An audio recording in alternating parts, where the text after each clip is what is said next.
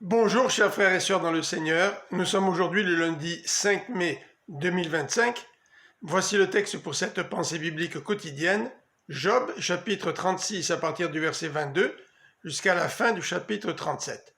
En voici le titre. Job reste silencieux. Puisque Dieu est souverain, personne ne peut lui demander des comptes ou lui imposer quoi que ce soit. Dans cette deuxième partie de son dernier discours, Élihu va décrire la grandeur de Dieu par des phénomènes naturels comme la pluie, les nuages, le tonnerre, les éclairs, la profondeur des mers, la neige, les torrents, l'ouragan, la glace, la lumière, les ténèbres, etc.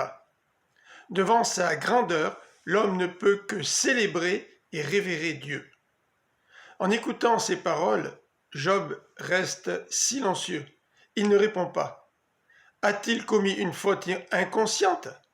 Par sa souffrance, que Dieu veut-il lui enseigner? Ces deux questions sans réponse expliquent peut-être son silence.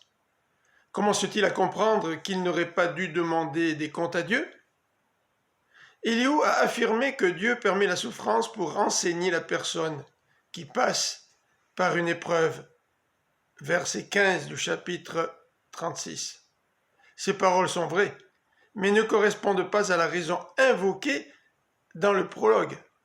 Nous savons que Job, le juste, souffre pour démontrer qu'il restera fidèle à Dieu et ne le maudira pas dans le malheur. L'argument d'Élihu ne sera ni repris ni démenti dans l'épilogue, contrairement aux affirmations des trois amis. Pour l'instant, Job ne dit mot, car il n'est peut-être pas prêt à renoncer à obtenir des réponses à ses pourquoi. Il faudra que Dieu lui parle pour qu'un changement s'opère dans son cœur. Je vous souhaite une bonne fin de journée, que le Seigneur vous bénisse. À demain.